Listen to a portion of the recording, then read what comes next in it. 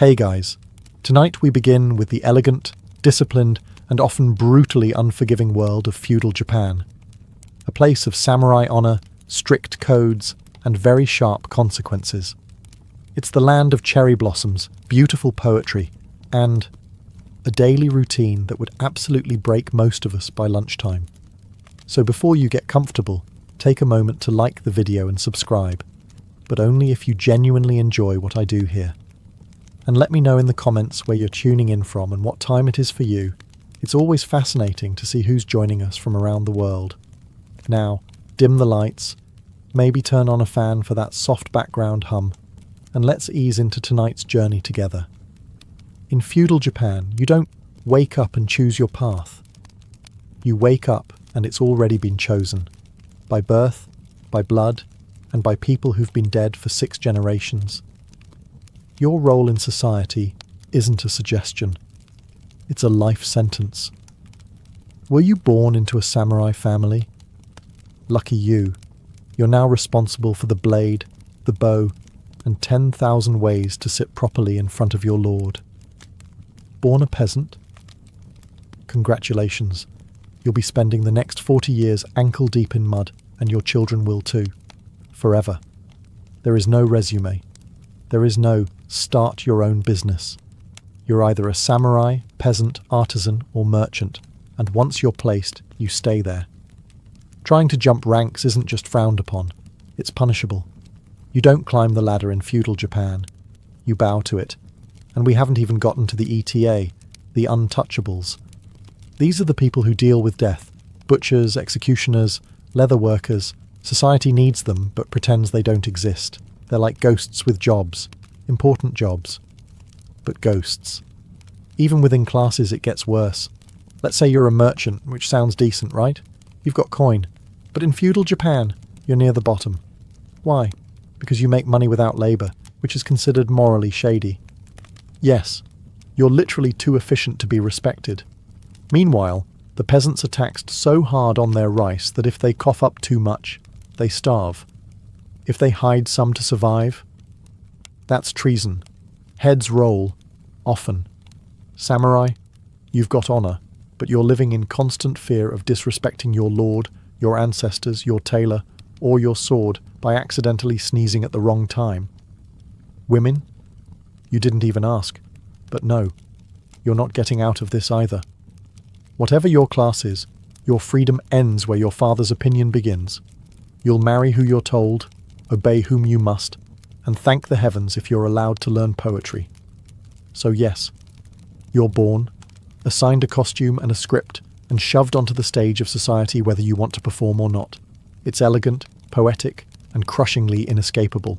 And that's all before you've had breakfast. You might think feudal life was all grit and grime. But Japan took cleanliness seriously. Painfully seriously.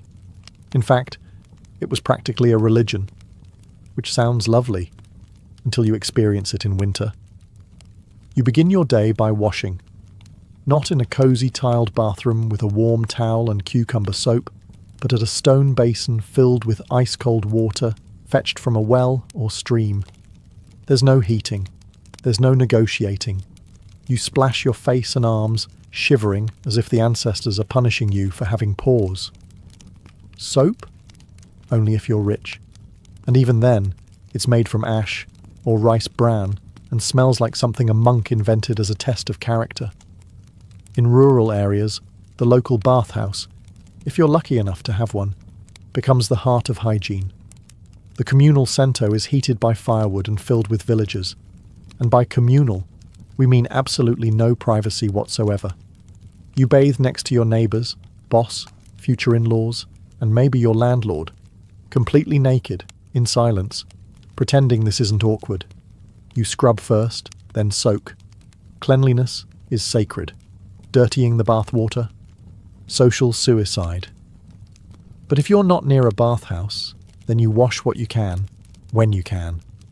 You clean your teeth with salt or a twig. Your nails are kept neat. Your clothes are regularly aired. You do this not because it's trendy, but because being unclean is seen as shameful, spiritually and socially. And if you're a samurai, multiply the pressure. Your lord might inspect you, head to toe, at any time. Dirty fingernails? Dishonor? Wrinkled robe? Disrespect? Too much body odor during a bow? You might not get back up again. Women? Expected to smell like cherry blossoms and discipline. Bathing is ritualized, skin care is practiced with military precision, and hair is maintained in elaborate styles that take hours. Also, you can work a rice mortar and still look dignified doing it. So yes, feudal Japan was clean. Very clean. But it came at a price. Freezing water, endless grooming, and the constant, soul-shrinking awareness that someone was definitely judging your foot hygiene. Let's say you're born into the warrior class, the samurai. Sounds cool, right? Fancy swords, silk robes, poetic sword fights under cherry blossoms. Now let's talk about the fine print. Being a samurai in feudal Japan isn't about swinging a katana and shouting for honor. It's about never ever screwing up. The entire framework of your life is governed by Bushido, the way of the warrior. A code of conduct so strict, even your ancestors are nervous. You don't live for yourself. You live for your daimyo, your lord. His word is law. His moods are weather patterns. And your job is to serve him with such loyalty that you'd rather die horribly than disappoint him mildly. No pressure. Disobedience? Dishonor? Failure? Dishonor? Raising your voice inappropriately? Dishonor? Looking at the wrong person sideways during a tea ceremony? You guessed it. Dishonor. And dishonor isn't something you walk off.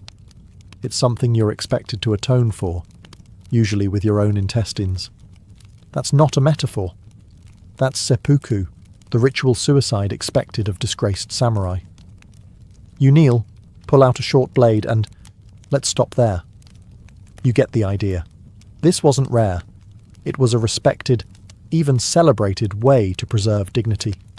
Mess up badly enough, and your lord might give you a short blade and a quiet room and say, you know what to do. On top of that, samurai were expected to train constantly. Swordsmanship, archery, horseback riding, strategy, calligraphy, poetry, all while maintaining perfect posture and the expression of a man who's never known joy, just a deep sense of obligation. Laughing too loud, unrefined, showing fear, weakness, getting emotional, shameful.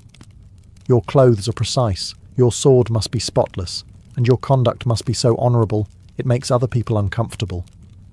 And if you ever raise your sword in anger without cause, insult a superior, or lose a duel, you don't just lose, you lose everything. Being a samurai isn't about glory, it's about discipline, silence, and surviving each day without blinking wrong.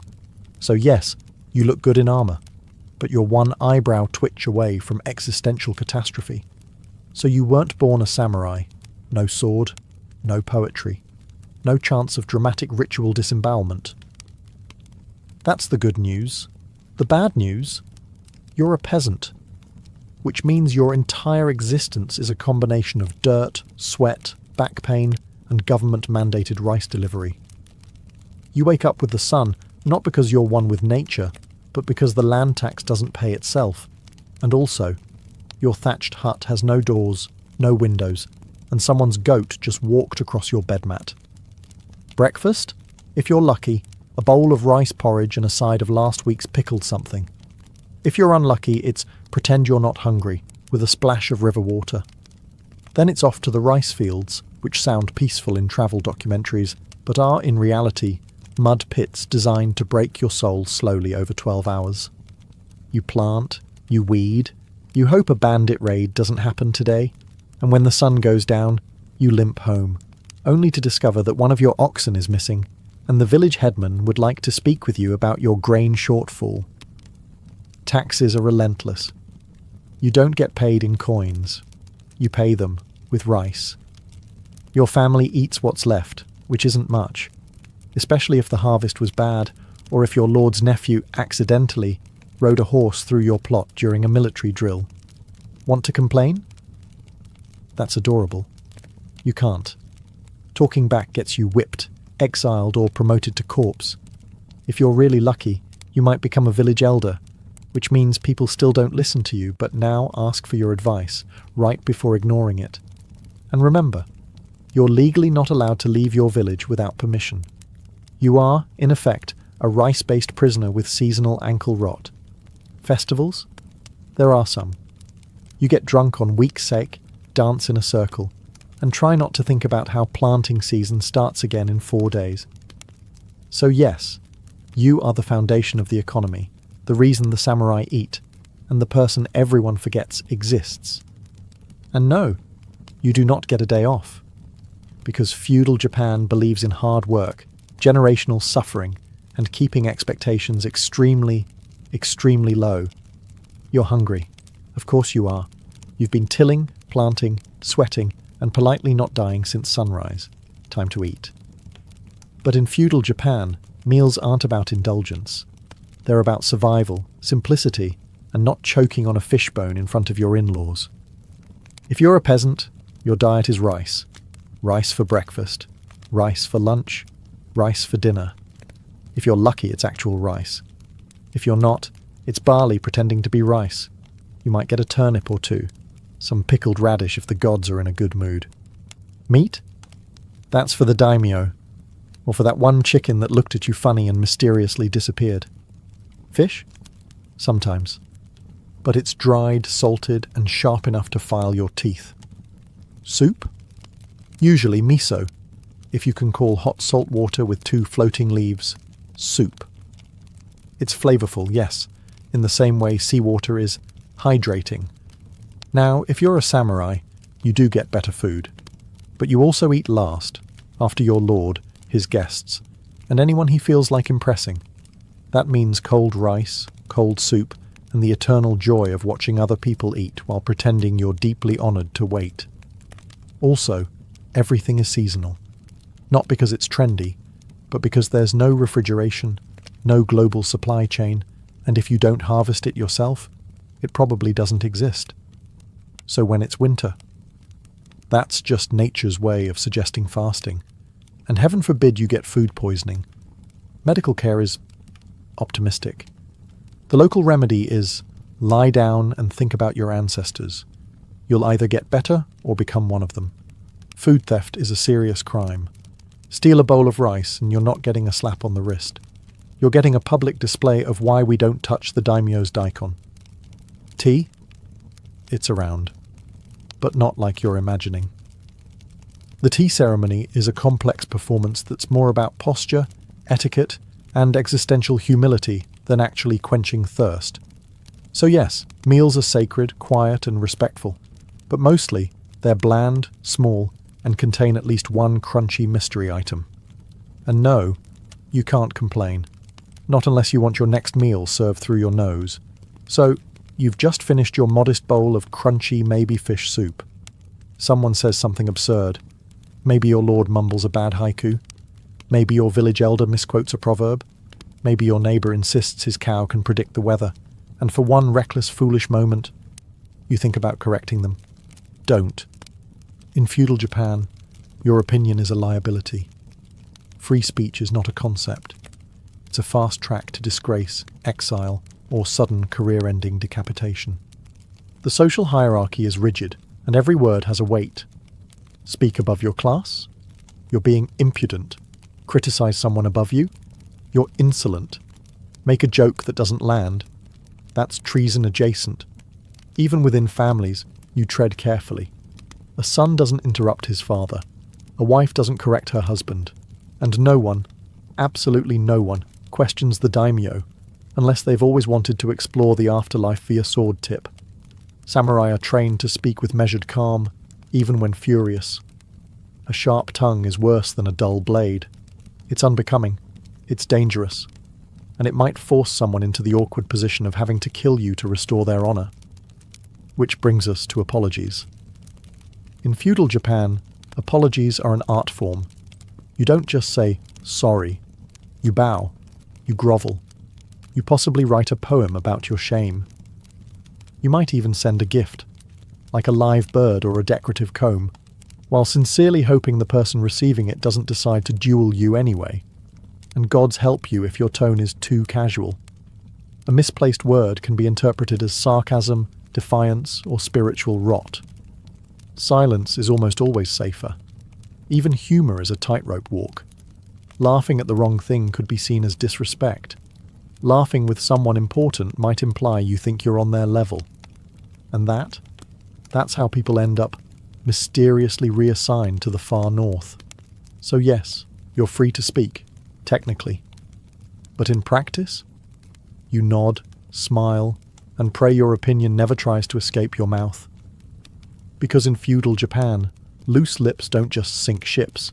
They sink social standing, reputations, and sometimes your entire bloodline. In feudal Japan, fashion isn't about self-expression. It's about making sure everyone knows exactly how far below them you are, just by looking at your sleeves. Your clothing doesn't reflect your personality. It reflects your position, your purpose, and whether or not you're legally allowed to carry a sword without getting tackled by a samurai. Let's start at the top. Samurai wear layers of silk robes, sometimes armoured, always dignified. Their outfits are carefully arranged to signal status and readiness.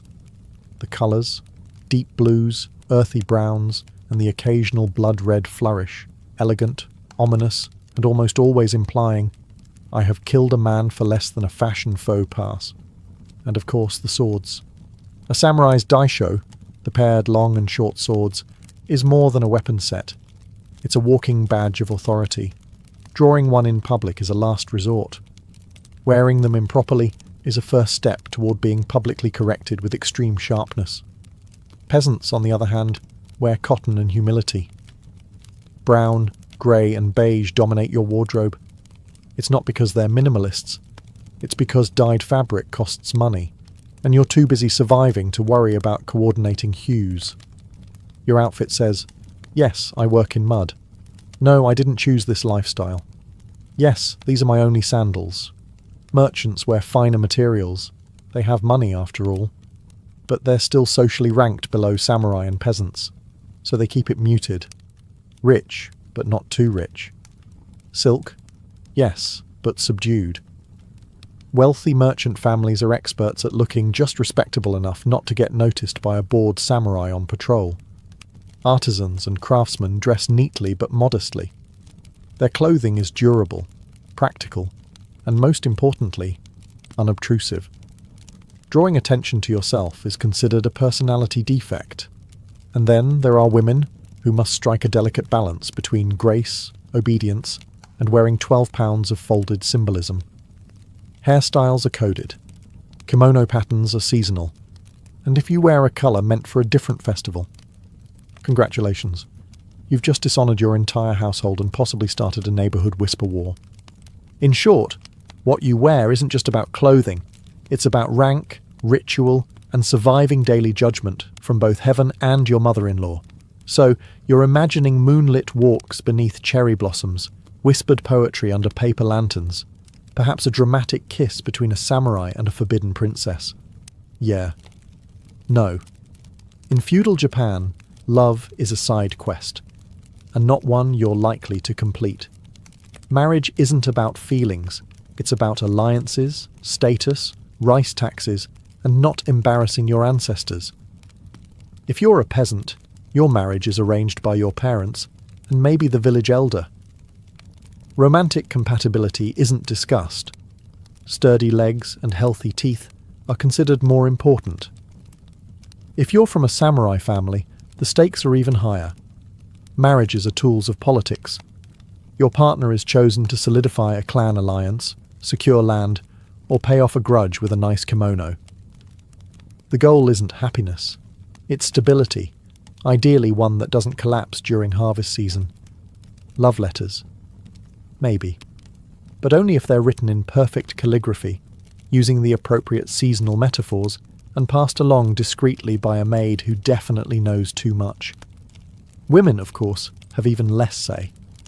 A samurai daughter may be married off at 15, required to master calligraphy, etiquette, needlework, and the fine art of never expressing disappointment out loud. Her job is to bear sons, serve tea, and absolutely never fall in love with the flute teacher. Actual romantic love, the kind with stolen glances and passionate declarations, is the domain of poets, theatre plays, and tragic ghost stories. If you want to experience love in feudal Japan, you'll need to watch a no-drama about two doomed lovers who turn into mist. And if you try to step outside your assigned relationship structure, good luck. Adultery can lead to exile, disgrace, or death by sword-related disapproval. The punishment might be carried out by your spouse, your lord, or your in-laws, whoever gets there first. Even for samurai, taking a concubine was common, but that didn't make things easier. It just added more people to disappoint silently. So yes, people fell in love. Secretly. Painfully.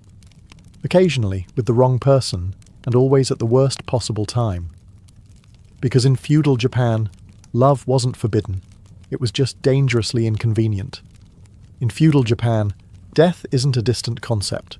It's your neighbour, your co-worker, your roommate, who never pays rent, but is always around. You don't plan for retirement. You plan for your exit. Because death isn't a tragedy here. It's part of the script. Let's start with the samurai. These honourable warriors walk around with 2 swords and a personal death plan. If they lose a battle, seppuku, insult their honour. Seppuku, spill sake on the daimyo's robe. Seppuku with dramatic background music. And it's not private, it's public, ceremonial, and performed with the same precision as a tea ceremony, but with significantly more internal bleeding. But don't think peasants are getting a longer life. If you're a farmer and the rice harvest fails, you're starving. If your village can't meet its tax quota, your head might be used to make a very stern point. Drought? Plague? Bandit raid? Pick your flavour of sudden demise. And good luck fighting any of it when your most advanced medicine is warm tea and a strong belief in herbal optimism. Speaking of bandits, they're real, they're everywhere, and they don't care that you spent all year growing those daikon radishes. The roads outside towns are so dangerous that people just don't travel unless absolutely necessary. The phrase, "maybe we'll visit your cousin next year," actually means, "I enjoy being alive." If you're a woman, childbirth is a dice roll. Complications? Too bad. Midwives are helpful, but surgical options are mostly pray harder and boil another towel. If your husband dies in disgrace, you might be expected to follow him, not emotionally, but literally, with a dagger. And let's not forget nature itself. Earthquakes, floods, tsunamis, famines, Japan is a disaster artist. Your home could be washed away or buried at any time, and the only insurance policy is a well-tied roof and deep spiritual acceptance. But perhaps the darkest part, you're expected to accept it all calmly. Wailing in fear or fighting fate is considered undignified. A real hero bows before death, composes a poem, and meets their end like it's just another awkward dinner with your clan. So yes, feudal Japan is beautiful, but mortality is part of the decor. In modern life, you're told to follow your dreams, be your own person, and live your truth. In feudal Japan, your truth is whatever your clan tells you it is. Individualism isn't a virtue, it's a red flag.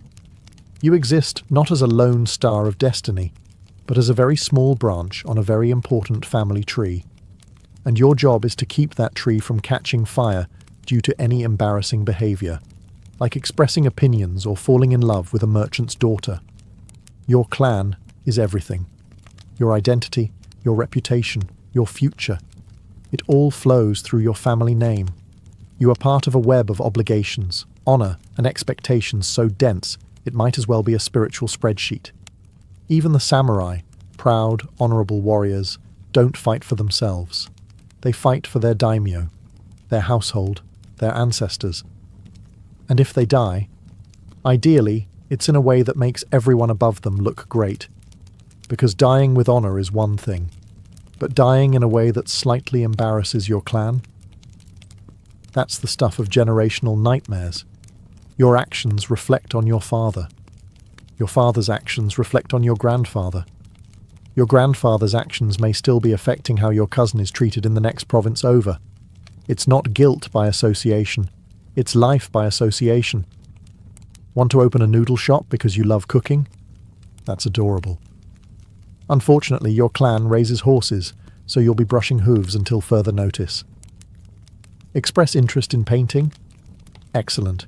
You'll be decorating the temple your family sponsors, with strict guidelines, in total silence. And don't even think about scandal. One poorly timed affair, drunken incident, or public poem with too much sass, and the shame hits everyone. Your siblings, shunned. Your mother, mortified. Your great-uncle might have to disembowel himself just to restore the family's good standing. You are not a person. You are a representative, a chess piece, and a liability with legs. But hey, if you play your role well, bow at the right times, and marry who you're told, your clan might just speak your name with something resembling pride. And that's the feudal Japanese version of a personal achievement badge. Let's say you've survived the social hierarchy, the sword duels, the honor system, and the rice tax. Congratulations. Now try surviving the weather. Feudal Japan is a masterpiece of natural beauty. Snow-capped mountains, serene forests, blooming cherry blossoms, and an absolute nightmare of environmental chaos. The scenery is gorgeous. The climate wants you dead. Start with typhoons, massive storms that arrive like angry gods, bringing rain, wind, and the structural integrity of a rice paper wall. Roofs fly off, roads vanish. The rice you spent all season planting, floating gently downstream. Then there are earthquakes, sudden, violent, and completely unpredictable. There's no warning siren, no alert system. Just a faint rumble, a brief moment of existential confusion, and then your house is sideways. If you survive the shaking, you still have to worry about fires. Because everything is made of wood, including your bad decisions. Flooding is common. Too much rain, and the rivers swell. Your village becomes a muddy soup bowl. Your crops drown. Your animals wander off. Your landlord still wants taxes, of course, now with interest. Droughts are just as cruel. Weeks of punishing sun and no rain leave the land cracked and the rice fields dry as a monk's humour. You pray to the gods. You do rituals.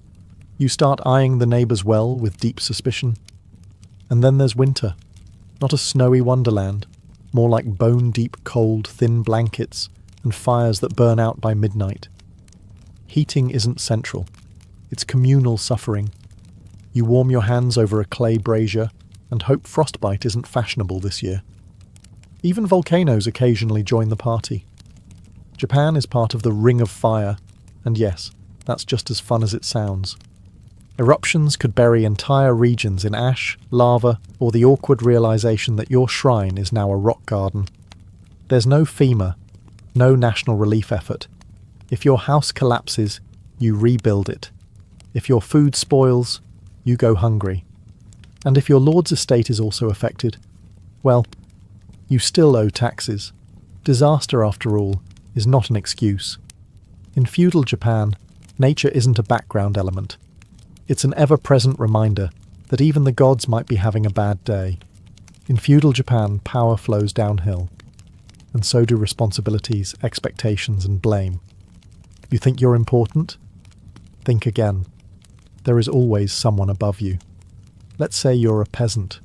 Your life is governed by the village headman, who answers to the local samurai, who answers to the daimyo, who answers to the shogun, who maybe, possibly, whispers to the emperor, who doesn't rule so much as haunt the capital in expensive robes. Even the samurai, fierce, sword-carrying enforcers of justice, aren't at the top. They spend their lives serving a lord, waiting for orders, and occasionally fighting in battles they didn't start, over land they don't own, for glory they'll never personally receive. In theory, they're honoured. In reality, they're very well-dressed middle management with a katana. The daimyo, those powerful lords who control provinces and armies, might seem untouchable, until the shogun decides they're getting too bold. Then suddenly their castles are being inspected, their letters intercepted, and their heads very gently removed from their political ambitions. Even the shogun, the military dictator, the most powerful man in Japan, has to keep his eye on the court, the clans, the economy, and at least 4 cousins trying to poison his tea. He rules, yes, but he doesn't sleep well. Meanwhile, the emperor technically outranks everyone, but has no actual power. He's like a sacred relic you can't touch, but also can't ignore. He blesses rituals, names eras, and occasionally writes poetry. He's also probably broke. This hierarchy isn't flexible. You don't climb it. You are placed, and you stay put, like an overly obedient bonsai tree. Ambition isn't admired. It's feared. The higher you rise, the closer you get to a sword in your back. Respect is demanded upward, and authority is enforced downward. Orders are obeyed, not discussed. Disagreements are dangerous. And any hint that you think you're above your station? That's not ambition. That's a death wish in formal attire. So wherever you are, peasant, merchant, samurai or lord, someone above you controls your fate, and someone below you is hoping you trip. In feudal Japan, what you learn, and whether you learn anything at all, depends entirely on where you sit on the social ladder. Spoiler: if you're near the bottom, the ladder is mostly invisible and occasionally on fire. Let's start at the top. Samurai children. They're the lucky ones. From a young age, they're trained in reading, writing, swordsmanship, etiquette, poetry, archery, horseback riding, and the ancient art of looking unimpressed at all times. A samurai boy learns how to compose a death poem by 14. You are just figuring out cursive. Their education is rigorous, but with a clear purpose: to serve, protect, and not embarrass the clan. They study Chinese classics, Bushido principles, and how to bow so precisely that the gods take notes. Then there are merchant and artisan families. They get some education, usually math, record keeping, maybe a bit of reading, but only what's necessary for business. You're not reading Confucius. You're learning how to calculate the cost of pickled turnips in bulk. Practical? Yes. Glorious? Not really. Peasant children? Education looks like this. This is a hoe. This is rice. Now start working before the sun beats us to it. Your parents teach you how to farm, how to survive, and how to politely not die in front of the tax collector. Literacy is rare. Schooling is a luxury. The only scroll you'll read is the one nailed to a tree explaining why your taxes just went up again. And girls? Unless you're from a high-ranking family, you don't get much formal education at all. You're trained in domestic skills, sewing, etiquette, tea ceremonies, and how to maintain silence while maintaining a household. If you're really fortunate, you might learn calligraphy or poetry, as long as it doesn't distract you from folding laundry with spiritual precision. Education in feudal Japan isn't about personal growth. It's about fulfilling your role without asking questions. The idea of learning for fun would make most elders faint into their sake cups. So yes, knowledge is power, which is exactly why they kept it so tightly controlled. Feudal Japan is a land of breathtaking aesthetics. Everything, from the curve of a fan to the placement of a teacup, seems designed to soothe the soul and impress your ancestors. But here's the catch. You can and will be judged for doing it wrong. Culture in feudal Japan isn't just art, it's performance with consequences. The way you arrange flowers, pour tea, or fold a kimono isn't left to whimsy. It follows strict codes that have been around longer than your entire bloodline. One misplaced blossom and suddenly you're the talk of the village, and not in a fun, flirty way. Take the tea ceremony, for example. It looks like a quiet, peaceful ritual. In reality, it's a social minefield. Everything is timed. Every movement is choreographed. The guest must sit just so, turn the cup twice, express humble gratitude, and drink in silence, all while mentally calculating whether they've bowed too early, too late, or too enthusiastically. Make a mistake? At best, it's awkward. At worst, it's seen as a character flaw, or a moral failing passed down from your disgraceful great-granduncle. Then there's calligraphy, a beautiful form of expression, right? Wrong. It's a test of discipline, personality, and the alignment of your inner spirit. That brushstroke isn't just ink, it's a reflection of your soul's posture. Messy handwriting? Might as well wear a sign that says emotionally unstable and bad at bowing. Even poetry is dangerous. You don't just write a haiku, you write it in the proper season, on the correct type of paper, using metaphor that references both nature and your emotional landscape without getting too personal. Too passionate? You lack refinement? Too dry? You're spiritually cold? Too clever? You're showing off, and now no one's inviting you to the moon viewing party. Culture here is a delicate game. You participate not to relax, but to prove that you are composed, refined, and deeply, deathly afraid of appearing uncultured. Beauty in feudal Japan isn't effortless. It's a battlefield in silk robes, and if your ikebana arrangement doesn't follow the rules, well, may the gods have mercy on your bonsai. After all we've seen, the hierarchy, the hygiene, the honor, the endless rice, let's be honest, you wouldn't last a day in feudal Japan. Not because you're weak, not because you're soft, but because this wasn't a society designed for survival. It was one designed for submission, precision, and quiet, relentless obedience. Every moment was a test of posture, of loyalty, of whether or not you bowed at precisely the correct depth while reciting a seasonal greeting in the right emotional tone. If you failed, there were consequences.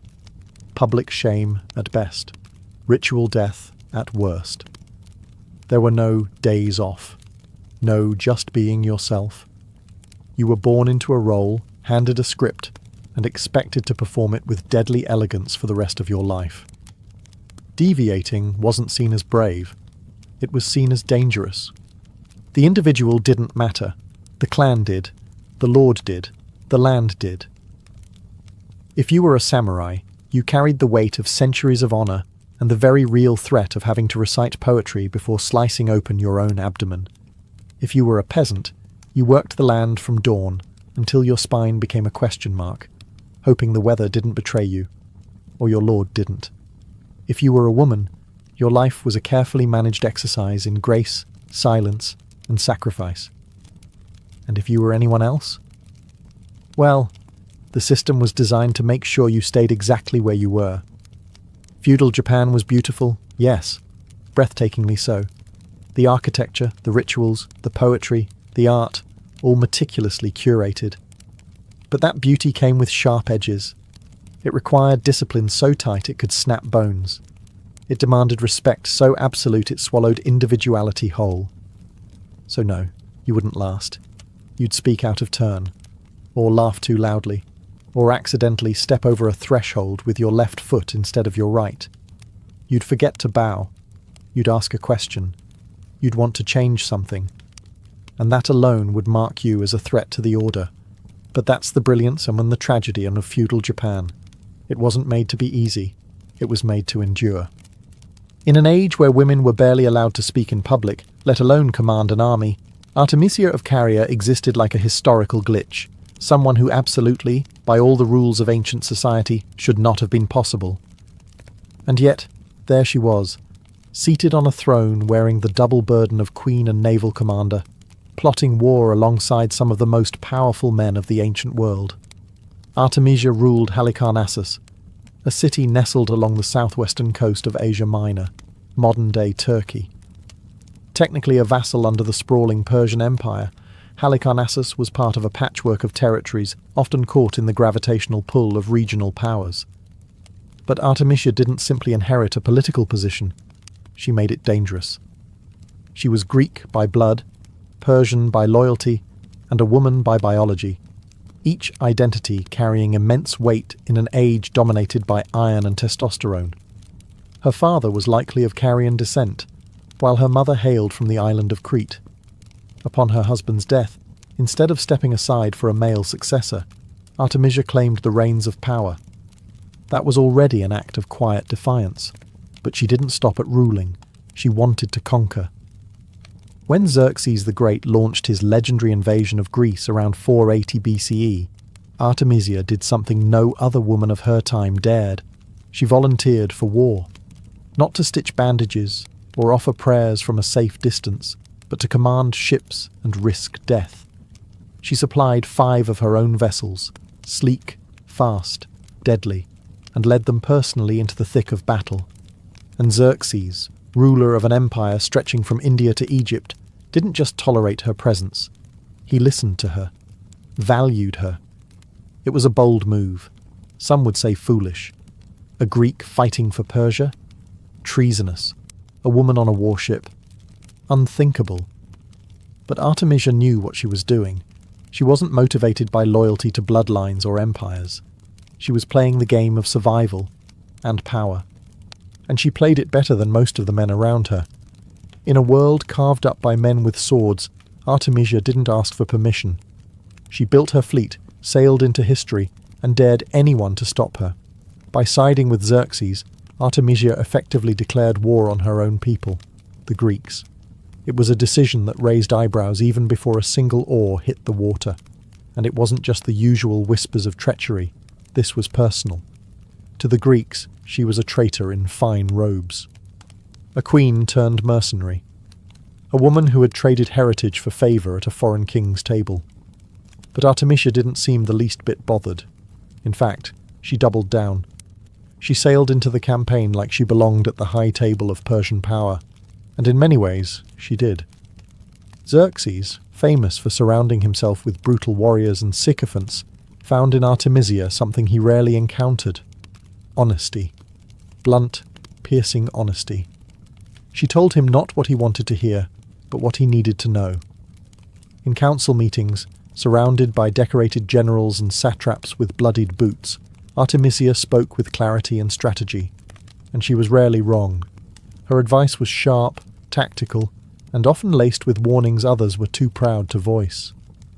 Before the infamous Battle of Salamis, she urged Xerxes to avoid direct naval confrontation with the Greeks, warning that the cramped straits would nullify Persia's numerical advantage.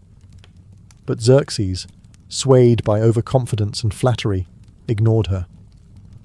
That decision would come back to haunt him. Even among her Persian allies, Artemisia's presence was complicated.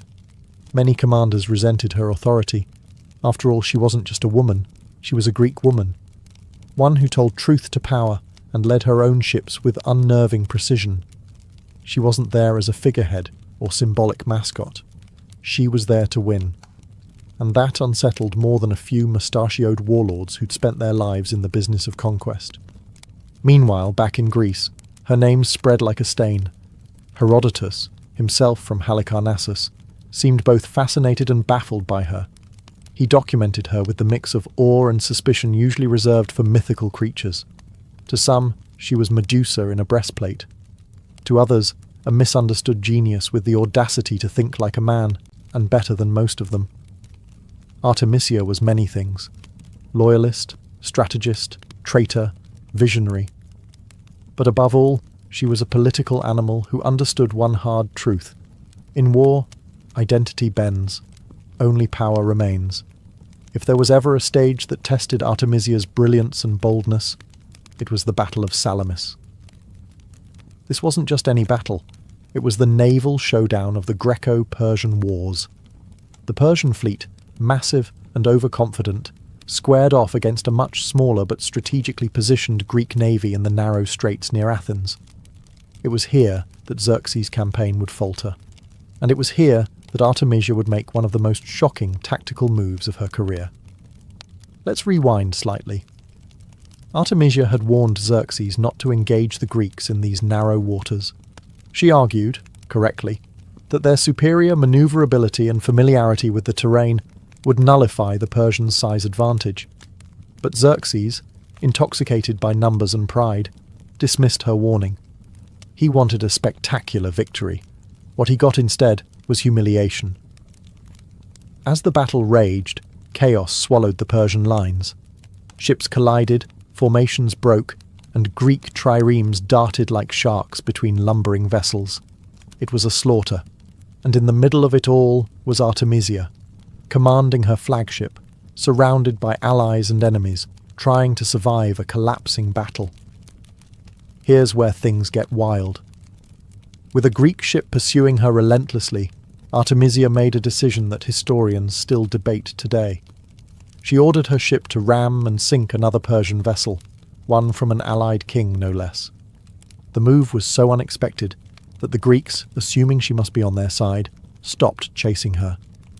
She slipped away untouched. Xerxes, watching from a hilltop, supposedly witnessed this and turned to his aides, exclaiming, "My men have become women, and my women have become men." It was perhaps the highest praise he ever gave a subordinate, especially one who had just sacrificed a friendly ship to save herself. But Artemisia's move wasn't just about survival. It was strategy, misdirection, and cold-blooded calculation wrapped into one. She read the battlefield in real time and made a split-second decision that saved her ship, her crew, and possibly her own life. It was controversial. It was brutal. But it worked. While many Persian commanders died that day or fell into disgrace, Artemisia sailed back not as a failure, but as one of the only leaders Xerxes still trusted. The Persian fleet limped back from Salamis, humiliated. Ships were lost, morale shattered, and the myth of Persian naval invincibility obliterated. For many commanders, this was the beginning of the end. But for Artemisia, it was a strange kind of triumph. In the middle of a disastrous campaign, she emerged as the lone figure of competence, someone who had warned the king, acted decisively, and escaped unscathed. Xerxes took notice. Now back on land, licking the wounds of defeat, the Persian war machine had to pivot. And in a rare moment of candid trust, Xerxes turned once again to Artemisia, not as a novelty, but as his most reliable advisor. He asked her a deeply personal question. What should he do next? Artemisia, ever blunt, told him exactly what no proud emperor wanted to hear. Retreat. She urged him to return to Persia and leave his trusted general Mardonius in charge of the remaining campaign in Greece. You've achieved what you needed. Athens has burned. Don't push your luck. That was essentially her message, and incredibly, Xerxes listened. The man who had ignored most of his war counsel followed the advice of a single woman. It was a moment that confirmed what others had only suspected. Artemisia wasn't just brave, she was politically lethal. She knew when to fight, when to deceive, and now, when to walk away. Her power didn't come from brute force, it came from clarity, something in short supply among kings and conquerors. In the aftermath, she was entrusted with the guardianship of Xerxes' sons, an honor that spoke volumes. In ancient courts, you didn't hand your heirs to just anyone. You chose someone whose loyalty was ironclad and whose judgment could be trusted. Artemisia, a woman born on the fringes of empire, had now placed herself right at its heart. Back in Halicarnassus, she returned not as a queen uncertain of her place, but as a figure of undeniable consequence. Her legend began to take root. She wasn't just a ruler anymore. She was the woman who stood face to face with empires and didn't blink. Where most would have sought safety in silence, Artemisia had stepped into war, and somehow came back more powerful than when she left. While Artemisia's military feats gained her notoriety, her legacy didn't grow alone on the battlefield. It also thrived in the minds of those who recorded it, especially in the pen of Herodotus, the so-called father of history, who just so happened to be born in Halicarnassus, the very city Artemisia ruled. This geographic coincidence added an almost eerie intimacy to his account of her life. He wasn't writing about some distant myth. He was writing about his queen. And yet, Herodotus didn't present her as a caricature of feminine virtue or villainy. He painted her as something much rarer in historical record, a competent, calculating, and compelling leader. His account of the Battle of Salamis highlights not only her courage, but her cold pragmatism, the sinking of the Allied ship, the escape under Greek confusion, the brutal brilliance of it all. In Herodotus's work, Artemisia becomes more than a commander. She becomes a contradiction, both admired and feared, respected and suspected. But make no mistake, that respect was hard-earned. She existed in the shadow of men, powerful ones like Xerxes and Mardonius, but somehow she outshone them all. While they drowned in ambition, she floated on foresight. She knew when to fight and when to vanish. That kind of wisdom is rare.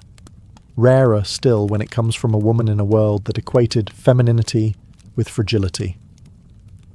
And perhaps that's what intrigued Herodotus the most. Artemisia didn't fit.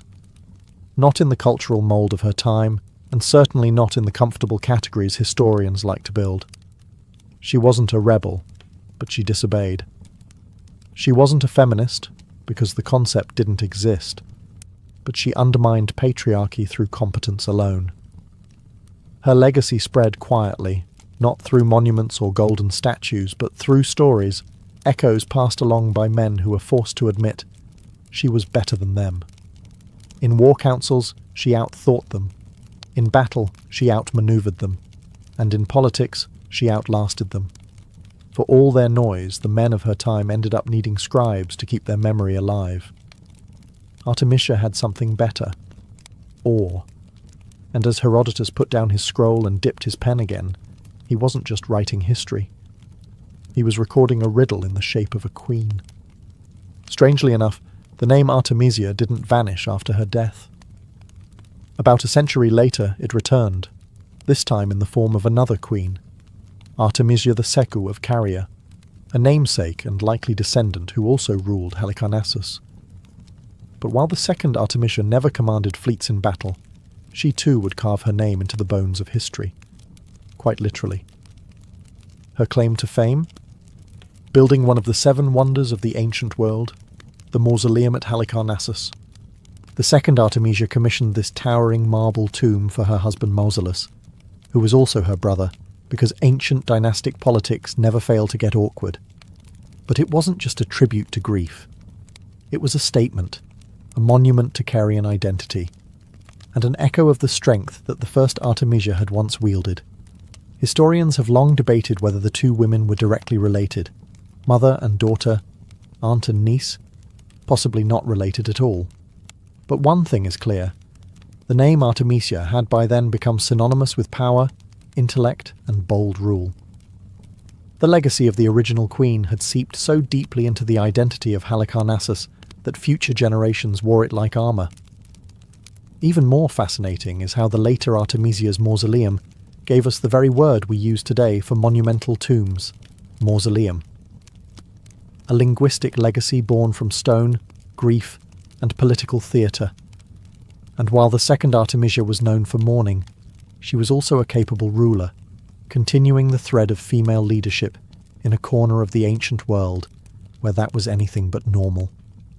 But let's not forget, the foundation for all of this was laid by the first Artemisia, the naval commander, the queen who advised Xerxes, the woman who navigated the Greek world as both insider and outsider. Without her, the name might have faded. Halicarnassus might have been just another forgotten city on a forgotten coast.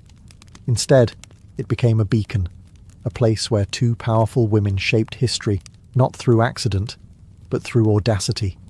Their stories, though separated by time, speak to each other across the centuries.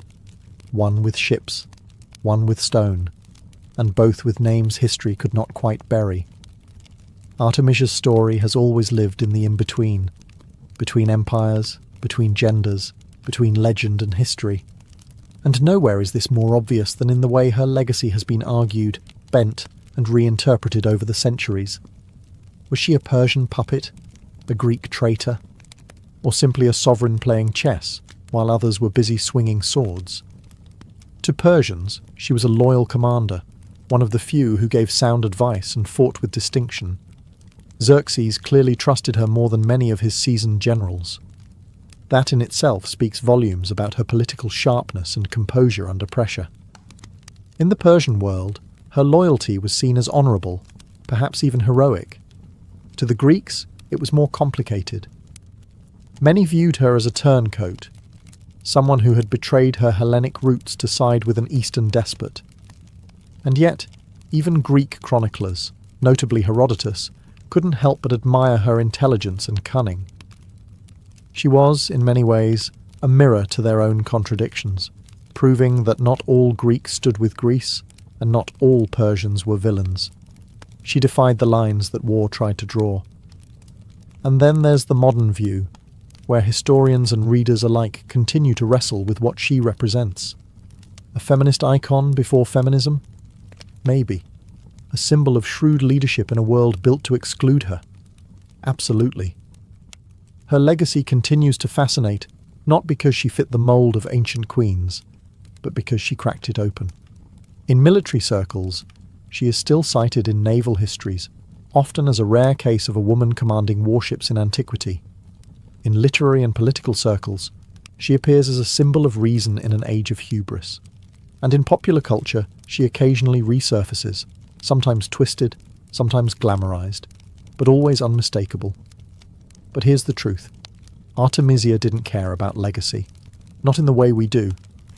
She wasn't building a brand or writing memoirs. She was trying to survive, to rule, to win. And that's what makes her story so enduring. It wasn't shaped by vanity or myth-making. It was shaped by decisions, hard ones, controversial ones, and more often than not, the right ones. She didn't belong to Persia.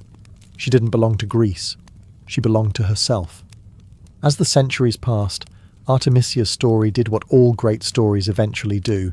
It mutated. She was no longer just a historical figure. She became myth, metaphor, and sometimes monster. Writers and dramatists reinvented her as they pleased. In some tales, she was a cruel seductress. In others, a warrior queen possessed by bloodlust. The real Artemisia, the tactician, the realist, the survivor, was buried under layers of fantasy and fear. Part of this distortion came from a simple truth. Men didn't know what to make of her.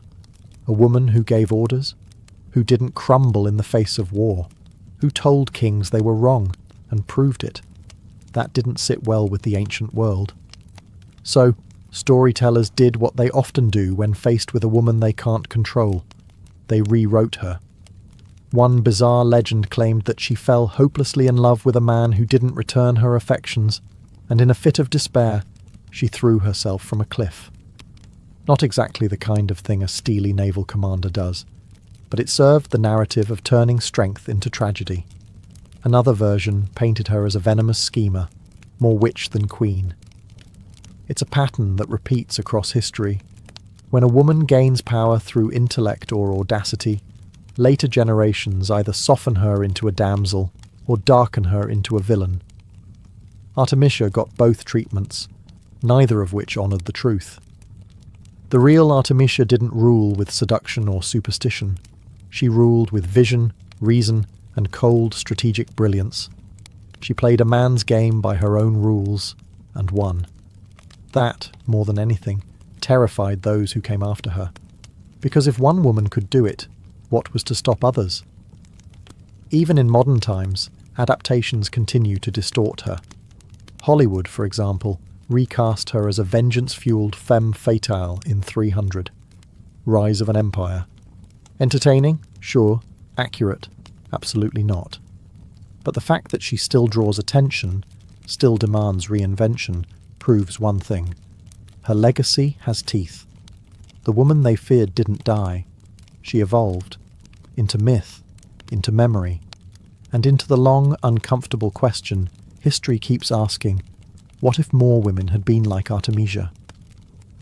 When Artemisia of Caria vanished from the records, she didn't vanish from history. She simply shifted form. Like the wake left behind a warship, her legacy rippled outward long after she sailed her final voyage. No grand tomb marks her resting place. No statues survive bearing her likeness. And yet, her presence endures, etched into the bones of Halicarnassus, whispered in the pages of ancient chronicles, and debated in the halls of every historian trying to understand how she pulled off the impossible. Because Artemisia's life was exactly that. Impossible. She ruled when women weren't supposed to rule, fought in wars where women weren't supposed to fight, gave advice where women weren't supposed to speak, And still, somehow, she was heard. She wasn't merely tolerated, she was respected. That is perhaps her rarest achievement. Not just surviving the ancient world as a woman in power, but earning the kind of grudging admiration that made even her enemies pause. Centuries later, her name remains a paradox, simultaneously exalted and obscured. She's not the household name that Cleopatra or Joan of Arc became, but perhaps that's fitting. Artemisia didn't chase legend. She chased outcomes. She wasn't adorned with mythic beauty or tragic romance. She was a leader, a realist, a strategist. Her drama played out not in poetry, but in the silence of war rooms, in the tight quarters of a ship, and in the long stare of a king who chose to listen. Today, her story invites re-examination, not just as a tale of a woman in a man's world, but as a reminder that courage doesn't always wear a crown or raise a sword. Sometimes it sits at the edge of power, says the uncomfortable thing, and sails straight into chaos. Artemisia didn't need to be rescued. She didn't need to be rewritten. What she needed, what she still deserves, is to be remembered as she was. Sharp, dangerous, brilliant. In an empire built by men, she charted her own course, across hostile seas, against cultural gravity, and through the fog of war. And as long as ships sail and history remembers those who dare to speak when silence is safer, Artemisia of Caria will never be truly gone. Before lenses and satellites, before Copernicus dared rearrange the cosmos, humanity had only two tools for unlocking the secrets of the sky: the naked eye and stone. And somehow, that was enough. Across the ancient world, civilizations looked up, not just in wonder, but with intent. The stars were not mere decoration. They were calendars, compasses, gods, and prophecies. And so began the oldest science of all, astronomy. Long before it had a name, it was a necessity.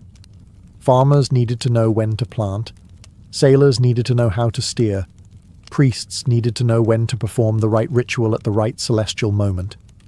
And astronomers, often indistinguishable from priests, kings, or mathematicians, were the ones everyone relied on. But without telescopes, how did they do it? They built temples, not just for worship, but for watching. Massive structures like Stonehenge in England, Nabta Playa in Egypt, and the Great Pyramids of Mesoamerica weren't just tombs or altars. They were observatories, carefully aligned with the movements of the sun, moon, and stars. Many were designed to capture specific light patterns on solstices and equinoxes. Sacred architecture with astronomical purpose. The great temple of Amun-Ra at Karnak in Egypt, for example, was oriented so that the sun would rise precisely between its pylons on the summer solstice. The Maya at Chichen Itza built El Castillo, a pyramid that casts a shadow of a serpent slithering down its staircase on the spring and autumn equinoxes. In India, vast stone instruments like the Jantar Mantar allowed astronomers to track the declination of celestial bodies with remarkable precision. These weren't accidents. These weren't crude guesses. These were deliberate, data-driven feats of cosmic engineering. And they weren't isolated. From the Andes to the Nile, from Babylon to Beijing, humans were building with the stars in mind, sinking stone with starlight. They charted planetary motions, eclipses, and even retrograde movement with nothing but patience, observation, and a deep sense of cosmic order. The sky wasn't just watched. It was measured, mapped, and built into the very bones of their cities. Long before glass could magnify the heavens, civilizations were already recording their rhythm, in stone, in silence, and with astonishing accuracy. In the sun-baked floodplains of ancient Mesopotamia, the Sumerians looked up and saw not just stars, but structure. Around 3000 BCE, they weren't simply telling stories about the heavens, they were organizing life around them. To the Sumerians, the sky wasn't random. It was a cosmic schedule, and their job was to interpret it correctly. These early astronomers laid the groundwork for what we now call celestial mechanics. They observed the regular motions of the sun, moon, and planets, and realized these movements weren't chaos. They were clocks. That's how they developed one of the earliest known calendars, dividing the year based on the lunar cycle. It wasn't perfect, but it was remarkably effective for tracking agricultural and ritual events. And speaking of time, the Sumerians gave us the sexagesimal system, the base 60 counting method still baked into how we measure minutes, seconds, and degrees. When you glance at a clock showing 60 minutes in an hour, or 360 degrees in a circle, you're echoing a 5,000-year-old way of thinking. They didn't have telescopes, but they had ziggurats, step towers rising toward the heavens. From these platforms, priest astronomers kept careful records on clay tablets, noting when Venus appeared on the horizon, when the moon turned red during an eclipse, or when a star cluster returned after months below the horizon. Their word for these watchers? Umanu, learned ones, both scientists and spiritual guides. Over time, Sumerian stargazing would evolve into something more systematic. Their descendants, the Babylonians, built vast star catalogues, predicted eclipses with eerie accuracy, and gave names to constellations that are still in use today.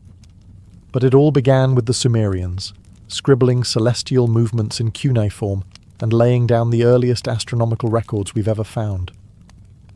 Perhaps most impressive is how this early science blended seamlessly with mythology. To them, the sky was divine, yet predictable. The gods moved in patterns, and if you understood those patterns, you could align your crops, your rituals, and your fate. The Sumerians didn't just look up in awe. They looked up and began to measure. And in doing so, they started humanity's long relationship with the stars. If the Sumerians lit the first fire of astronomy, the Babylonians poured oil on it and turned it into an inferno of precision.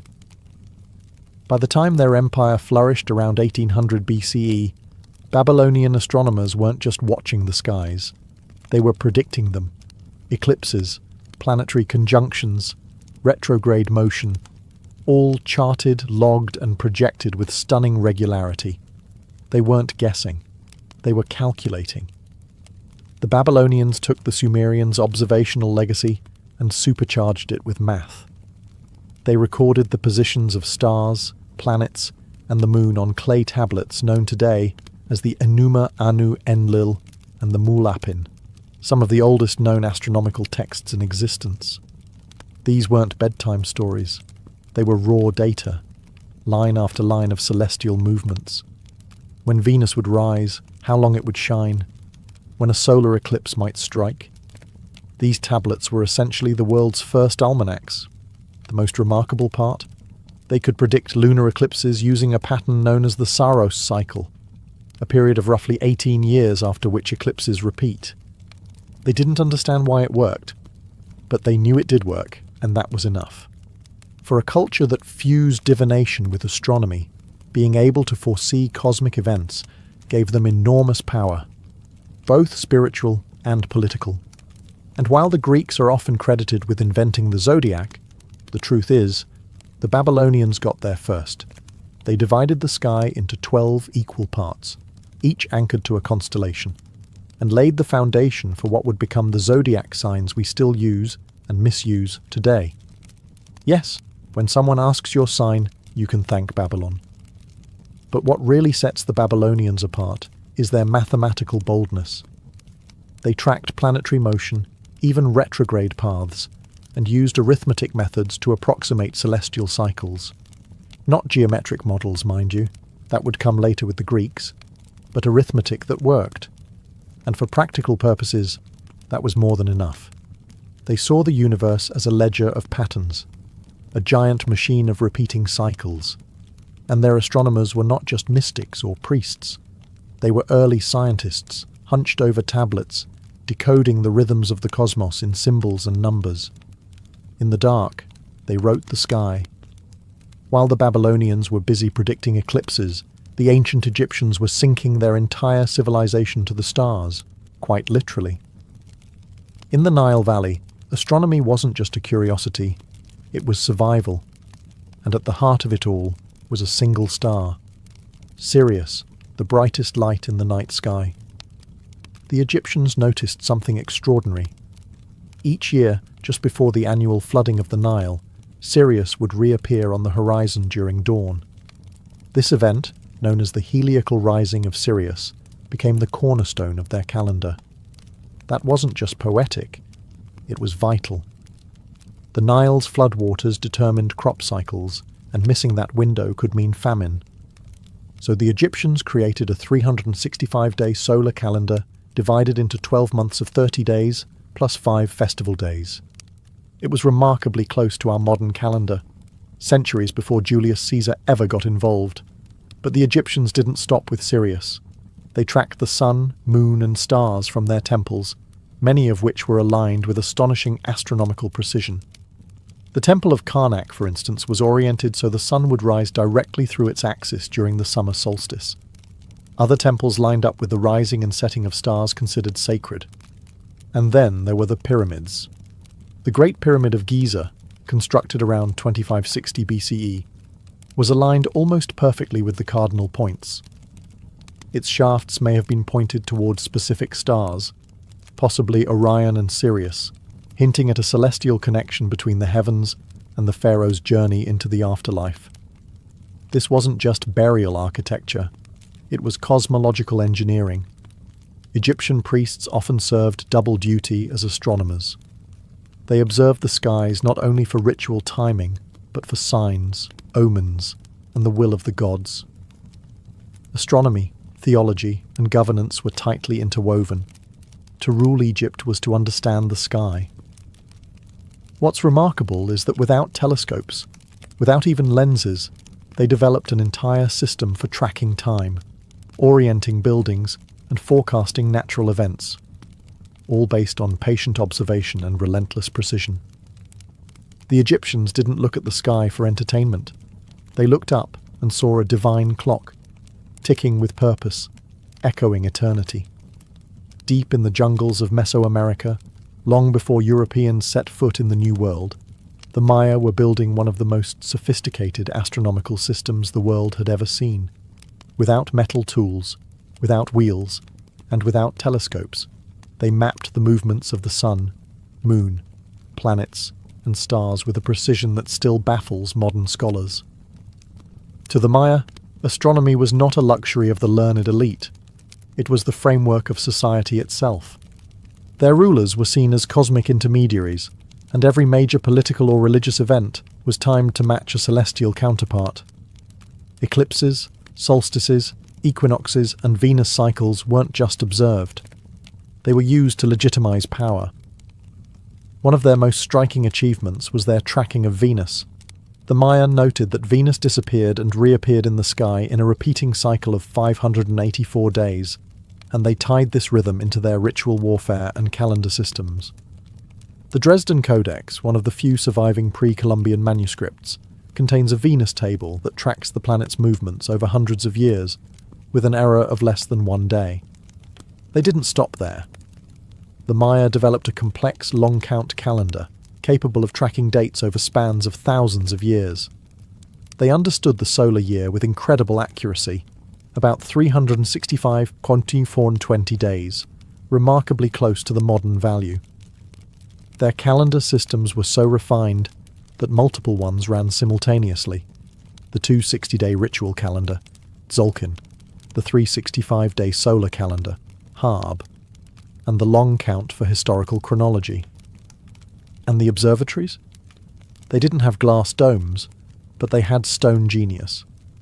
The El Caracol Observatory at Chichen Itza was built with specific windows and alignments that allowed Mayan priests to track the movements of Venus and the sun. Temple staircases and shadow effects were timed to equinoxes, like the famous serpent shadow that slithers down El Castillo during the spring and autumn. The Maya weren't just watching the skies, they were synchronizing their civilization with them. Their kings ruled by the stars, their temples rose in tune with solstices, and their wars were timed with the wanderings of Venus. They didn't just read the cosmos, they wove it into the fabric of life. In ancient China, astronomy wasn't simply a science, it was a matter of state. The emperor, regarded as the son of heaven, ruled with the mandate of heaven. a cosmic endorsement that could be revoked if the stars sent the wrong message. That made astronomy both sacred and political. If the sky changed, so could the dynasty. As early as 2000 BCE, Chinese astronomers were tracking celestial events and documenting them with methodical care. They recorded comets, novae, eclipses, sunspots, and planetary motions. Some of these records, like those found in the Shiji, records of the Grand Historian, and the Book of Han, are still referenced by modern scientists today to verify ancient astronomical phenomena. Perhaps most remarkable is their documentation of a supernova explosion in 1054 CE, visible in daylight for 23 days. Chinese astronomers recorded its location with such accuracy that modern astronomers used the data to identify the remnants, now known as the Crab Nebula. But China's astronomical prowess didn't rely on mystical interpretation alone. They developed mechanical devices, such as armillary spheres and gnomons, shadow-casting rods, to measure the altitude of the sun and the positions of stars. In fact, the Chinese had working water-powered celestial globes and astronomical clocks centuries before Europe caught up. Chinese astronomers divided the sky into 28 lunar mansions, similar in concept to Western constellations, and used them for both navigation and timekeeping. They also created the Chinese lunisolar calendar, which balanced lunar months with the solar year, and remains in use today to determine traditional holidays like the Lunar New Year. One of their key contributions was the meticulous recording of eclipses. They not only predicted solar and lunar eclipses, but sometimes tied them to dynastic omens. If an eclipse occurred, and the emperor hadn't been forewarned, it was considered a failure of the astronomers, and sometimes a sign that the emperor had lost the mandate of heaven. In short, astronomy in China wasn't tucked away in a scholar's study. It stood at the very core of governance, divinity, and national survival. The stars didn't just tell time, they told truth, and the empire listened. In ancient India, astronomy was never a separate discipline. It was interwoven with philosophy, ritual, mathematics, and metaphysics. Known as Jyotisha, the science of light, Indian astronomy began as a tool for determining auspicious timings for rituals, but evolved into one of the most mathematically advanced systems of celestial observation in the ancient world. The earliest references to celestial events appear in the Vedas, composed around 1500 BCE. These sacred texts mention the sun, moon, and planetary cycles, as well as the division of the sky into 27 nakshatras, lunar mansions that formed the core of early Indian sky mapping. These nakshatras were tied to both mythology and calculation, forming the basis of astrological charts and calendars still used in India today. But Indian astronomy wasn't just poetic, it was shockingly precise. Ancient scholars developed models for the solar year that were more accurate than the Julian calendar introduced much later by the Romans. The Surya Siddhanta, a foundational astronomical text compiled around 500 CE, based on earlier knowledge, describes the Earth's axial tilt, the elliptical orbits of planets, and even the concept of gravity, centuries before Newton. Perhaps the most revolutionary figure in Indian astronomy was Aryabhata, who in 499 CE proposed that the Earth rotates on its axis daily, a theory rarely entertained in other parts of the world at that time. He also calculated the length of the solar year at 365.358 days, just a tiny fraction off from modern values, and developed advanced trigonometric functions to assist in astronomical calculations. Indian astronomers also created sophisticated sign tables, worked with decimal notation, and used shadow instruments and armillary spheres to measure angles and altitudes. Observatories were often aligned with solstices, equinoxes, and planetary conjunctions. But beyond technical achievements, Indian astronomy carried a cosmic elegance. The universe wasn't just a machine, it was a cycle, a dance of time and space unfolding endlessly. Astronomy wasn't about domination over nature, it was about harmony with it. In the Indian worldview, understanding the heavens was a way of understanding the self, a geometry of spirit where planets moved not just across the sky, but through the soul. If other civilizations looked to the sky for guidance, ritual, or survival, the ancient Greeks looked up and asked, "Why? Why do the stars move? Why do planets wander? And most importantly, can the cosmos be explained by reason?" Greek astronomy marked a turning point in humanity's relationship with the heavens. Where others saw patterns and portents, the Greeks sought laws. They weren't just observers. They were theorists, trying to decode the sky using mathematics, geometry, and philosophy. It began with Thales of Miletus, one of the first to suggest that celestial phenomena had natural causes. Then came Anaximander, who imagined the Earth floating in space, unsupported, and suggested that the heavens formed a sphere. These ideas may sound crude today, but for their time, they were revolutionary. The true leap came with Pythagoras, who viewed the cosmos as a system of perfect harmony, a music of the spheres governed by mathematical ratios. His followers believed the universe could be understood through numbers, laying the foundation for theoretical astronomy. But it was Aristarchus of Samos who came closest to modern truth. In the 3rd century BCE, he proposed a heliocentric model, with the sun, not the Earth, at the centre of the universe. His ideas were ignored for nearly 2,000 years, but they planted a seed that would later bloom with Copernicus. Then came Hipparchus, the father of observational astronomy. He created the first star catalogue, divided stars by brightness, discovered the precession of the equinoxes, and developed trigonometric tools to calculate celestial positions. His accuracy was astonishing, especially without telescopes. And finally, there was Claudius Ptolemy, whose Almagest became the authoritative astronomical text for over a millennium.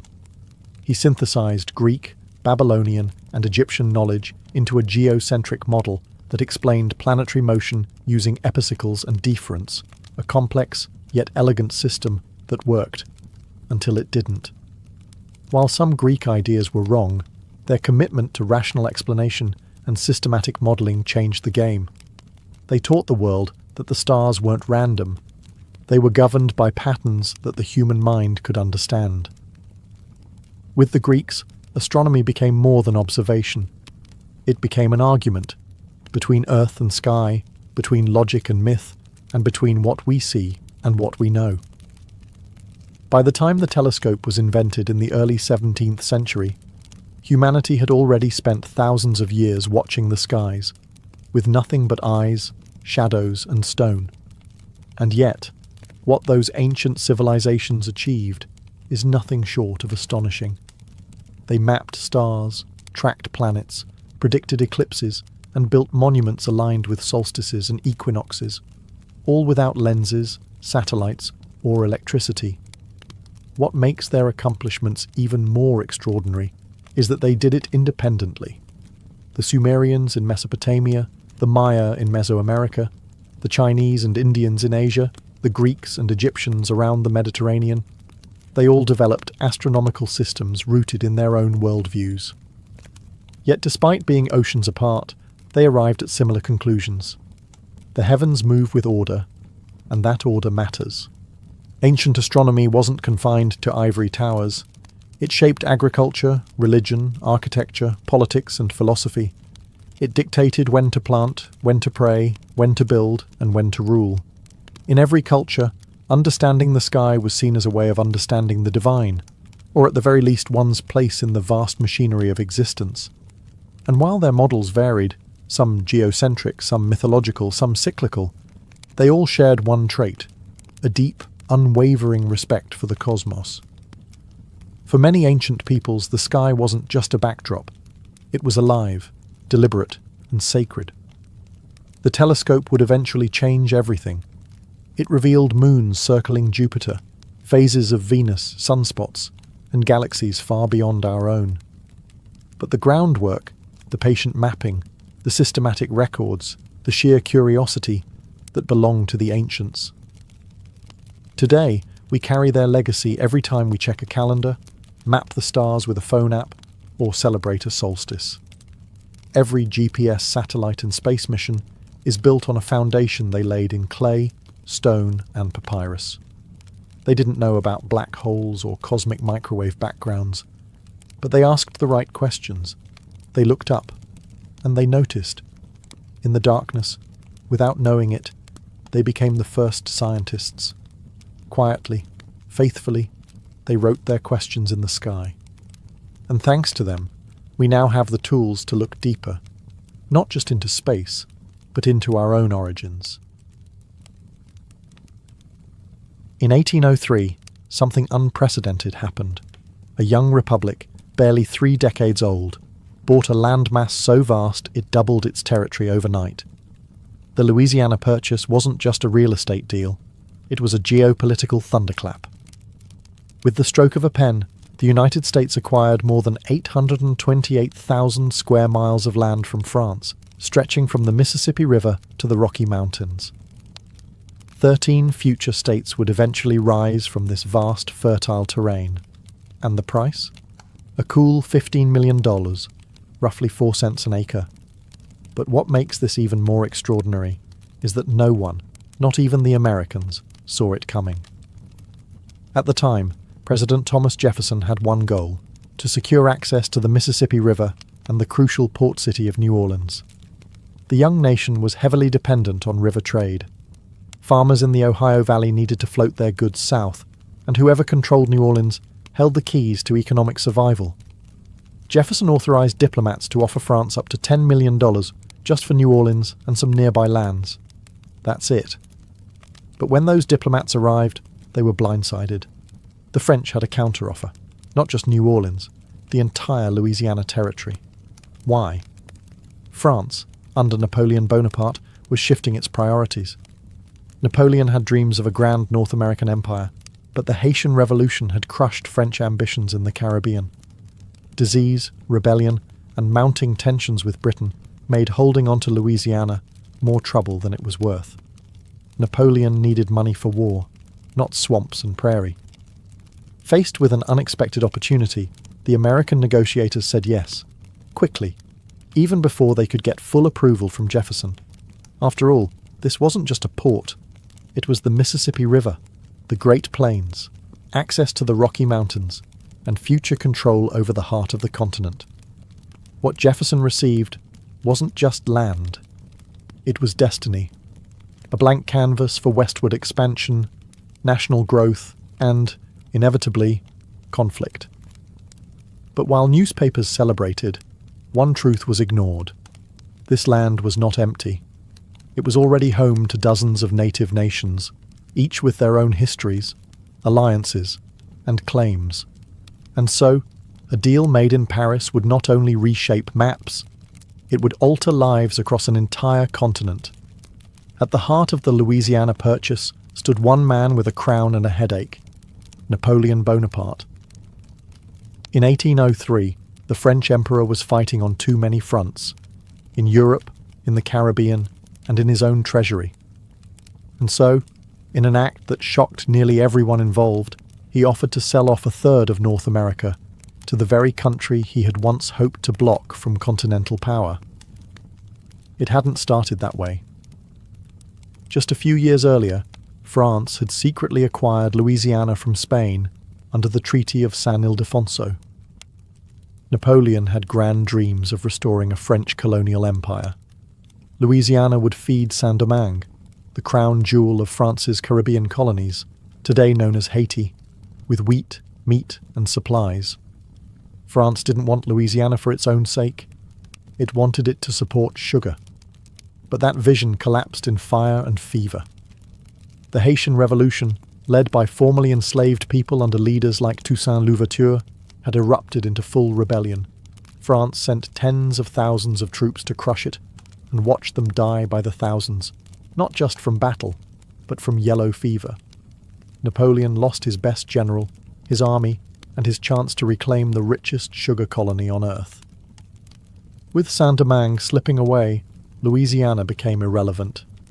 Worse than irrelevant. It was now indefensible. And with Britain preparing for another war against France, Napoleon feared Louisiana might be taken by force. So instead of fighting to keep it, he sold it. And in typical Napoleon fashion, the decision was fast, bold, and entirely pragmatic. On April 11, 1803, he stunned American diplomats Robert Livingston and James Monroe with an offer: all of Louisiana, not just New Orleans, for $15 million. Napoleon's reasoning was simple. I have given England a maritime rival that will sooner or later humble her pride. He didn't just want money. He wanted the US to grow strong enough to stand against Britain. Selling Louisiana wasn't surrender. It was strategy. And so, in a single act, Napoleon abandoned his American empire and changed the future of a country he barely respected. What was an imperial afterthought to him would become the launching pad for America's expansion west, and the beginning of the end for native sovereignty across the continent. Thomas Jefferson had long envisioned an agrarian republic, a nation of independent farmers living on their own land, bound together by liberty and civic virtue. The Louisiana Purchase should have been his dream come true. But instead, it gave him a constitutional nightmare. Jefferson was a strict constructionist. He believed the federal government should only exercise powers explicitly granted by the Constitution. And guess what? Nowhere in that document did it say the US government could buy foreign territory. There was no clause for purchasing a continent, no legal roadmap for doubling the size of the nation in one transaction. So Jefferson hesitated. The offer from Napoleon was almost too good to be true. $15 million for land stretching from the Mississippi to the Rocky Mountains. It was a once-in-a-civilization opportunity, but Jefferson wrestled with the contradiction. Could he, a man who feared federal overreach, stretch the Constitution to justify such a massive acquisition? In private, he considered proposing a constitutional amendment to authorize the purchase.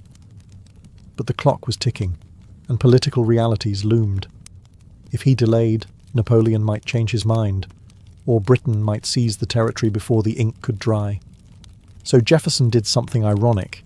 He embraced implied powers, the very thing he had criticized Alexander Hamilton for advocating years earlier. He rationalized the purchase as a treaty, which the Constitution did allow the president to make with Senate approval. The Senate ratified the deal in October 1803 with overwhelming support, and Jefferson, while quietly uneasy, defended his decision as necessary for the survival and security of the Republic. And just like that, Jefferson, the constitutional purist, became the architect of the largest peaceful land acquisition in US history. The contradiction wasn't lost on his critics, who called him a hypocrite, but Jefferson saw it as a necessary compromise, bending the Constitution, in his view, to preserve the Republic rather than destroy it. In doing so, he set a precedent.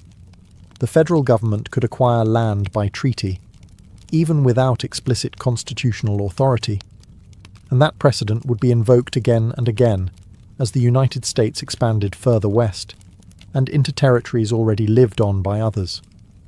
The Louisiana Purchase had been signed, sealed, and ratified, but nobody really knew what the US had just bought. The land was vast, sparsely mapped, and filled with unknown rivers, mountains, species, and people.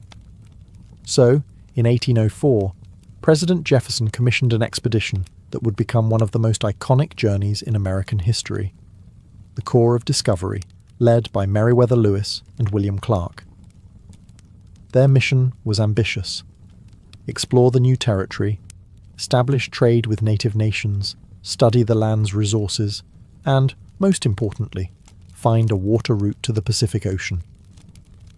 Jefferson dreamed of a Northwest Passage, a navigable link between the Atlantic and Pacific that would revolutionize trade.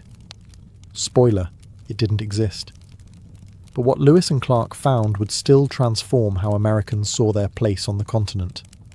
They started in St. Louis in May 1804 with a team of over 30 men and headed upriver into land untouched by American settlers. Along the way, they documented over 100 new animal species and 178 new plants. They mapped rivers, sketched mountains, and kept meticulous journals filled with scientific and ethnographic observations. But they didn't do it alone. One of the most essential figures on the journey was Sacagawea, a young Shoshone woman who joined the expedition with her French-Canadian husband.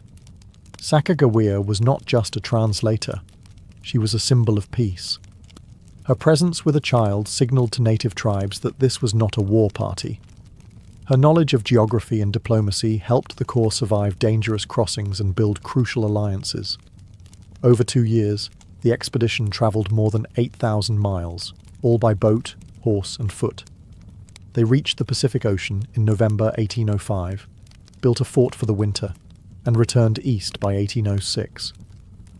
They didn't find a northwest passage, but they brought back something arguably more valuable, a detailed account of the newly acquired land and the people who lived there.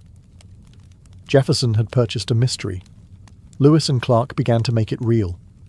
But while their reports inspired dreams of westward expansion, they also foreshadowed something darker, the coming pressure on indigenous nations and the inevitable push toward conquest under the banner of discovery. To American politicians and settlers, the Louisiana Purchase was a land bonanza, a blank slate for farms, cities, and ambition. But to the native nations who had lived there for centuries, it was something else entirely, the beginning of erasure. The land the US had purchased from France was already home to over 50 sovereign indigenous nations, each with its own language, territory, and system of governance. From the Osage and Sioux to the Cheyenne, Comanche, and Mandan, these communities had been managing the land, trading with one another, and making alliances long before any European flag had been planted. But in the eyes of Jefferson and future US leaders, the Louisiana Territory was a canvas, vast, underused, and ripe for American settlement. The native nations who lived there were not consulted in the deal. They weren't notified. They weren't compensated. One day, they were sovereign peoples. The next, they were declared subjects of the expanding American Republic. Jefferson believed native people could either assimilate into American society or relocate, peacefully, if possible, but forcibly, if necessary. In private letters, he wrote that as settlers moved west, indigenous people would have to move westward too, or perish. It wasn't yet called removal, but the idea was already forming. This pressure intensified after the Lewis and Clark expedition returned with news of abundant land and natural wealth. The federal government began negotiating treaties, many of them deceptive or coercive, to claim land and push tribes farther west. In some cases, military force backed these efforts. In others, it was disease and displacement that did the work. The Louisiana Purchase marked the start of a new phase in US expansion, manifest destiny before it had a name. The belief that the United States was meant to control the continent had its legal foundation in this sale, and its moral cost in the lives and lands of native nations. For indigenous peoples, the Louisiana Purchase was not a transaction, it was a trespass. It redrew maps that had never been theirs, erased boundaries that had never been acknowledged, and unleashed a wave of settlers who came not to trade, but to take. And that wave was only just beginning. The Louisiana Purchase was hailed as a triumph, a peaceful acquisition of territory that nearly doubled the size of the United States. But while the land deal was clean on paper, the reality on the ground was anything but. Expansion came with a price, paid not in gold, but in conflict, displacement, and cultural destruction. With the new territory secured, American settlers began flooding westward. Driven by hopes of fertile farmland, personal freedom, and economic opportunity, they pushed into lands still inhabited by indigenous nations. The federal government followed, establishing forts, roads, and administrative posts to manage and enforce its new authority. This set the stage for a slow-burning collision between two visions of the land, one that saw it as property to be claimed and improved, and another that saw it as a living entity to be shared and respected. Unsurprisingly, conflict erupted. Skirmishes turned into wars. Treaties were signed, then broken. And slowly, the frontier line moved further west, pushed by the force of rifles, railroads, and relentless ambition. But it wasn't just indigenous nations who paid a price. The Louisiana Territory also intensified a moral crisis that would eventually fracture the nation. Slavery. Southern leaders immediately saw the vast new lands as an opportunity to expand plantation agriculture. Cotton and sugar thrived in the southern parts of the territory, and enslaved labor was seen as essential to making it profitable. This raised an explosive question. Would slavery be allowed in the new territories? The answer would haunt Congress for decades. It led to the Missouri Compromise, sectional tensions, and eventually the Civil War. The Louisiana Purchase didn't just stretch America's borders, it stretched its political fabric to the breaking point. And there were environmental consequences too. The rivers were dammed, the plains ploughed, the buffalo nearly wiped out. The transformation was rapid and irreversible. What had once been a landscape shaped by fire, herds, and indigenous stewardship became a patchwork of farms, fences, and industrial extraction. In seizing the land, the United States also inherited the burden of what it had done, a legacy that still echoes in debates over land rights, tribal sovereignty, and reparations. The land may have been purchased, but the real cost is still being paid. Once the ink dried on the Louisiana Purchase, a new question emerged. How exactly do you govern a territory so vast it defied imagination? The land stretched over what would become all or part of 15 modern US states, from Louisiana to Montana, and from the Dakotas to Colorado. But in 1803, it was an undefined wilderness, full of possibilities, but with few roads, no towns, and countless competing claims. The first step was surveying, mapping out borders, rivers, mountains, and eventually property lines. Expeditions like those led by Lewis and Clark, Zebulon Pike, and others laid the groundwork. Cartographers, land speculators, and military engineers followed, drawing maps that would slowly become county lines, reservations, and state borders. What had been an open and interconnected indigenous world was now being chopped into rectangles. Congress passed laws to organize the territory, first as military districts, then as organized territories, each with governors appointed by the federal government. These new administrative units followed the pattern established by the Northwest Ordinance. Once a territory had enough settlers, it could apply for statehood. But not all borders were drawn with logic or justice. Take the creation of Missouri in 1821, the first state carved from the Purchase. Its admission triggered national uproar because Missouri wanted to allow slavery. The resulting Missouri Compromise drew an imaginary line across the Purchase. Slavery would be allowed south of it, banned to the north. That single line would haunt American politics for decades, as each new state's status threatened to tip the balance between North and South. Meanwhile, white settlers poured into the new territories, often ahead of the law. They claimed land through preemption, squatting, and increasingly through federally sponsored land grants. Native peoples, even those with existing treaties, found their lands suddenly reclassified, first as territory, then as open land, then as someone else's farm. And while maps were being filled in, they were also erasing native trails, erasing seasonal migrations, erasing indigenous names and replacing them with names like Jefferson City, Baton Rouge, and Fort Pierre. Borders in this new vision of America weren't just lines on a map. They were tools of control, ways to claim, divide, sell, and govern land that, just a few years earlier, had belonged to no president, no state, and certainly no empire. The Louisiana Purchase didn't just reshape America's borders, it redefined its identity. With one diplomatic stroke, the United States went from a coastal republic hugging the Atlantic to a continental power stretching toward the unknown. It was the first great leap of manifest destiny, even before the term existed, and it set the tone for the next century of expansion, conquest, and reinvention. Politically, the Purchase established the precedent that the federal government could acquire new land through treaty, even without clear constitutional guidance. That precedent would be used again with Florida, Texas, Oregon, Alaska, and Hawaii. The US became not just a country, but a collector of territory, a nation always looking westward. Culturally, it fed a new kind of American myth, that of the frontier. The Louisiana Territory became the backdrop for stories of rugged settlers, daring explorers, and wide-open possibility. But for every pioneer's dream, there was a native nightmare, a memory of land lost, treaties broken, and people pushed further into exile. Economically, the impact was staggering.